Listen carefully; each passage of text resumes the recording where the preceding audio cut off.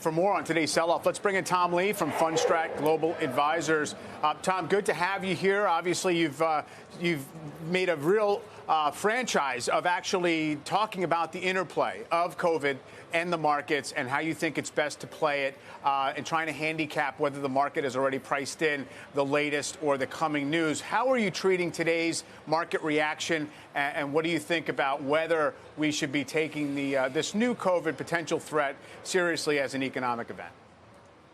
Hi, Michael and Sarah. First of all, happy Thanksgiving or happy post-Thanksgiving.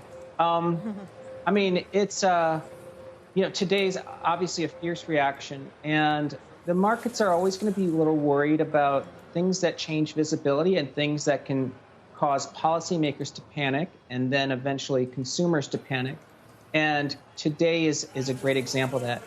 The VIX has already risen 45%, and the 10-year has come down dramatically. So I would be in the camp that I think today is much closer to marking the actual tradable low. Our technical strategist, Mark Newton, has called for a 3 to 5% correction that was going to start and then end in early December. I would say this is the hallmarks of this is actually today. I mean, I'm not a scientist, but there has not been a variant of COVID that has actually truly changed the direction of the economy. So I know this is very alarming, but investors need to take it in stride too.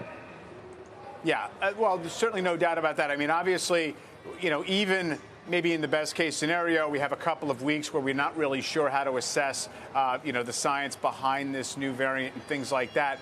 But do you think the market is also essentially reacting to, where it had been already? In other words, this is certainly a very direct excuse and a reason to drive this one-day market action. But do you actually feel as if when you see crude oil crack below $70 a barrel and you see a lot of these macro moves that seem as if they're kind of losing their previous trends or ranges, is that something that you feel as if can feed on itself? Oh, yeah. It's Michael, that's a great point. Once a sellout starts, nobody can really determine the depth and, the fierceness and the speed. But today, the timing is awful. I mean, it's a shortened trading day in the U.S. with very few people actually at their desks. In Europe, it's a shorter session. I mean, if I was a policymaker and I was worried about oil prices and the SPR was kind of like a last bullet that didn't do much, this obviously helps make people panicked and it's causing oil to be lower. But do I think oil is $60 in 2022 because the economy has screeched to a halt because of this variant? I mean, it's possible, but what investors have to keep in mind is South Africa's vaccination rate is like 24%, and the number of cases reported is 2,400.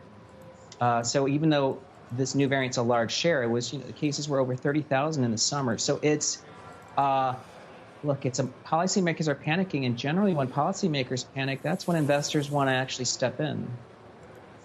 So just to be clear, you're saying buy the dip. What would you be buying? Yes. I'd be, I mean, I don't want to sound like I hit the Jim Cramer button, but yes, I think we're still on track for a fierce December rally. I think it's going to be led by whatever is getting stop losses today. So, Art Cashin talked about this morning, the cyclicals, I mean, casinos and hotels selling off and retailers. I mean, these are companies that dramatically cut costs and they have huge demand, and investors, unless the entire world decides to buy bonds, stocks are still cheaper than bonds. You're paying over 50 times to buy a 10-year. You're paying, more than that, 65. You're paying 50 times to buy an investment grade bond. I mean, the S&P, at 20 times our 2022 estimate. I mean, it's still a bargain.